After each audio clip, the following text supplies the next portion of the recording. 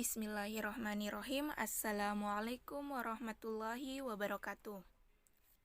Perkenalkan, saya perwakilan dari kelompok 5 akan membahas materi yang telah kami buat, yaitu pendekatan pembelajaran bahasa dan sastra.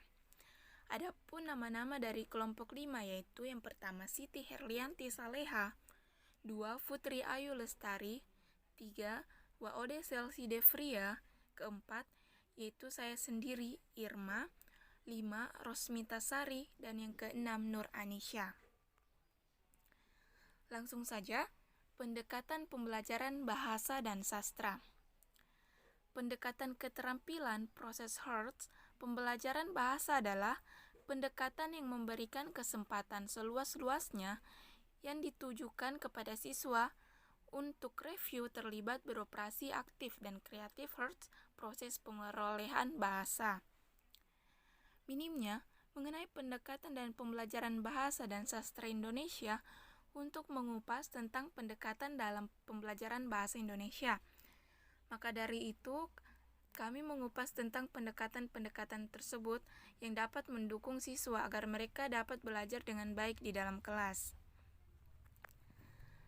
Jadi, pengertian pendekatan bahasa dan sastra. Pendekatan bahasa adalah suatu pendekatan pembelajaran bahasa yang didasari oleh paham konstruktivisme yang diajarkan beroperasi utuh dan tidak terpisah-pisah, yakni menyimak, berbicara, membaca, dan menulis. Diajarkan beroperasi terpadu sehingga dapat melibat hal bahasa sebagai suatu kesatuan. Dalam menerapkan, guru bahasa utuh harus memahami dulu komponen-komponen bahasa utuh agar pembelajaran dapat dilakukan secara maksimal. Komponennya masuk dalam reading, aloud, journal, writing, sustained line reading, third reading, guided reading, independent reading, dan independent writing. Independent reading ini termasuk dalam bidang atau istilah barang cetak. A. Jenis-jenis pendekatan. Yang pertama itu pendekatan keterampilan proses dalam pembelajaran bahasa Indonesia. Pendekatan keterampilan proses dalam pembelajaran bahasa adalah pendekatan yang memberikan kesempatan seluas-luasnya kepada siswa untuk terlibat secara aktif dan kreatif dalam proses pemelorehan bahasa. Pendekatan ini dilihat sebagai pendekatan dalam proses belajar mengajar yang sesuai dengan zaman perkembangan ilmu pengetahuan dan teknologi. Pendekatan ini memberikan pengetahuan, pengalaman, serta keterampilan yang cocok untuk memperoleh serta mengembangkan kompetensi bahasa yang kita pelajari. Dalam hal ini, bahasa Indonesia. Fokus pembelajarannya tidak hanya pada tujuan pembelajarannya saja, melainkan juga pada pemberian pengetahuan, pengalaman, dan keterampilan untuk mencapai tujuan pembelajaran tersebut. Pengelolaan kelas dalam pembelajaran dengan pendekatan keterampilan proses yang diterapkan dengan pengaturan kelas, baik secara fisik maupun non-fisik. Pengaturan dilakukan sedemikian rupa agar siswa memiliki keleluasan gerak, merasa aman, bergembira, bersemangat untuk belajar. Yang kedua yaitu pendekatan komunikatif dalam pembelajaran bahasa Indonesia. Pendekatan komunikatif dalam pembelajaran bahasa adalah suatu pendekatan yang bertujuan untuk membuat kompetensi komunikatif sebagai tujuan pembelajaran dan mengembangkan prosedur-prosedur bagi keterampilan berbahasa yang menyangkut menyimak, membaca, menulis, berbicara, dan mengakui saling mengembangkan pendekatan komunikatif dalam pembelajaran bahasa, dimulai dari adanya perubahan-perubahan dalam tradisi pembelajaran bahasa Inggris pada tahun 1960-an, yang saat itu menggunakan pendekatan situasi. Teori bahasa ini pada pendekatan komunikatif berdasarkan teori bahasa yang menyatakan bahwa pada hakikatnya, bahasa adalah suatu sistem untuk mengapresiasikan makna. Yang perlu disampaikan adalah interaksi dan komunikasi, bukan pengetahuan tentang bahasa dalam pendekatan yang cocok, yaitu teori pembelajaran dengan pemerolehan bahasa secara ilmiah. Yang ketiga yaitu dekat tematik. Konsep pembelajaran tematik merupakan pengembangan dari pemikiran dua orang pendidikan, yakni Jacob pada tahun 1989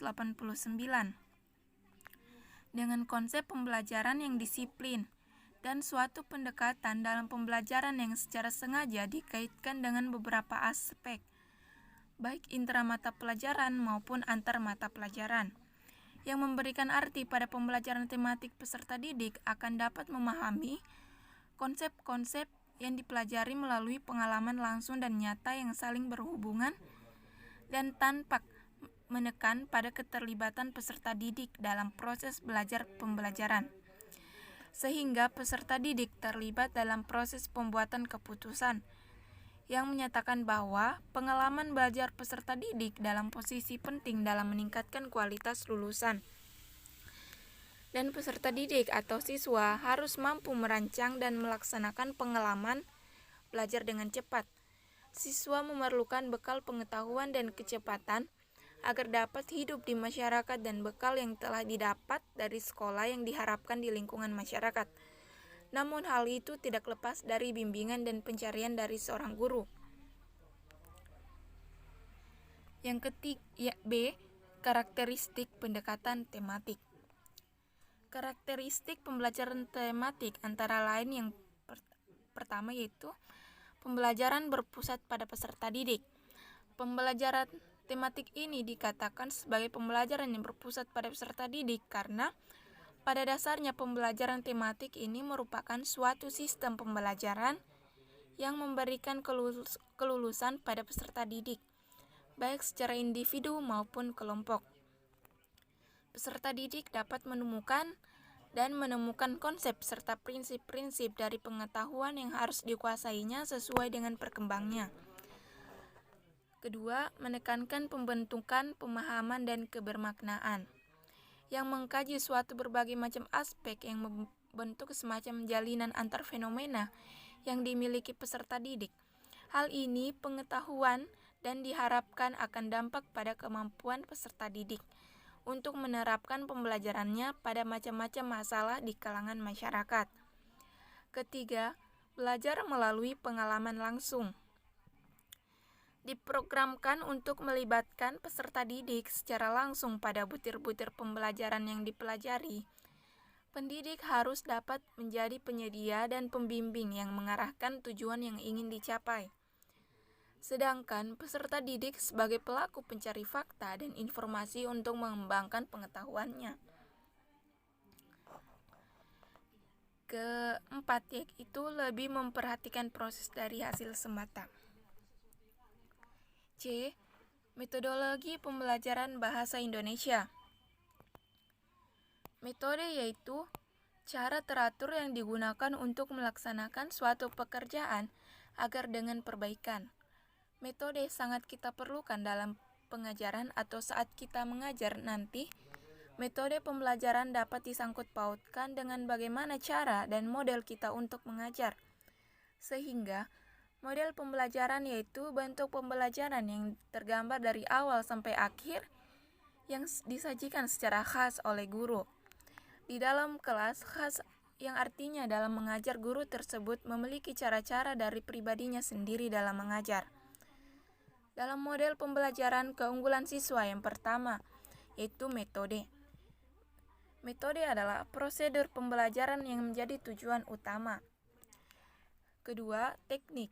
Teknik adalah cara yang dilakukan seorang guru dalam rangka menjabarkan bahasa pelajaran tersebut. Ketiga, taktik. Taktik adalah gaya seorang dalam melaksanakan suatu teknik atau metode tertentu.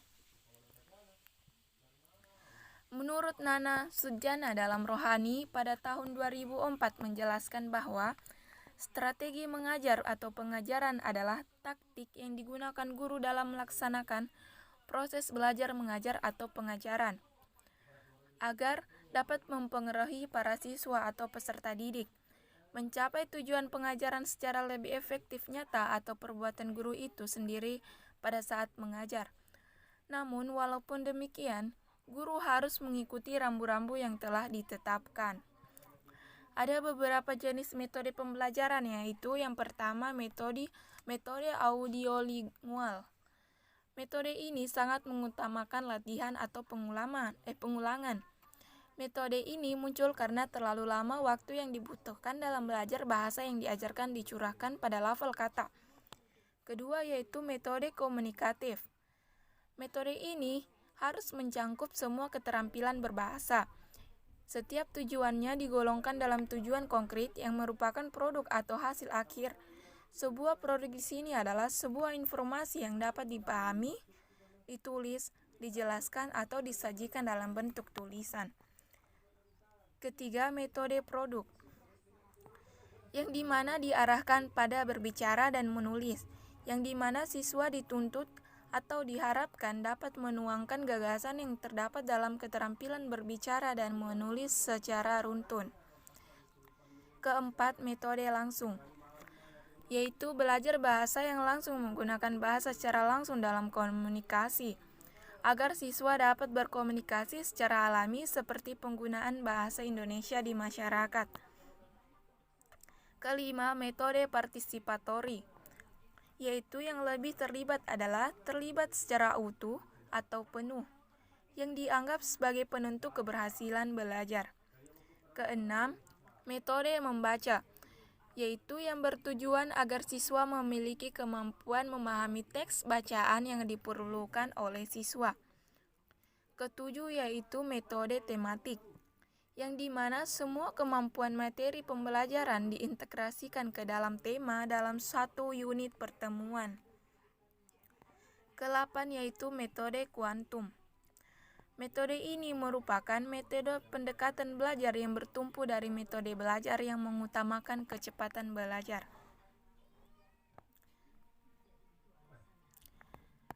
D. Jenis-jenis strategi pembelajaran. Ada beberapa jenis strategi pembelajaran. Yang pertama yaitu strategi pembelajaran langsung, yang dimana merupakan bentuk dan pendekatan pembelajaran berorientasi kepada guru, dan diharapkan melalui strategi ini, guru dapat dengan fokus atau mengajar pada siswa di dalam ruangan kelas. Kedua yaitu strategi pembelajaran pemecahan masalah, yang merupakan pemecahan masalah yang berbeda dengan penggunaan pemecahan masalah suatu strategi pembelajaran. Ketiga, strategi mengulang, yaitu sekadar membaca ulang materi tertentu untuk menghafal saja. Keempat, strategi elaborasi, yaitu proses penambahan rincian sehingga informasi baru akan menjadi lebih bermakna.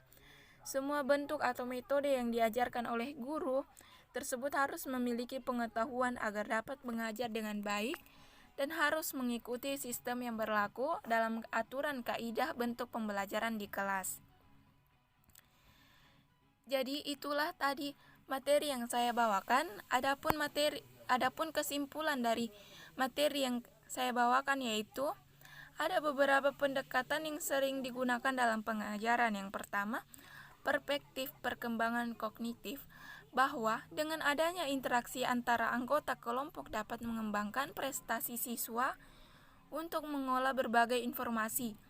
Kedua, pendekatan langsung dalam pembelajaran sangat membantu proses pembelajaran dalam proses belajar mengajar. Baik, itulah tadi kesimpulan dari saya. Saya wakili dari kelompok 5. Bila ada salah kata mohon dimaafkan. Wabillahi taufiq wal hidayah. Wassalamualaikum warahmatullahi wabarakatuh.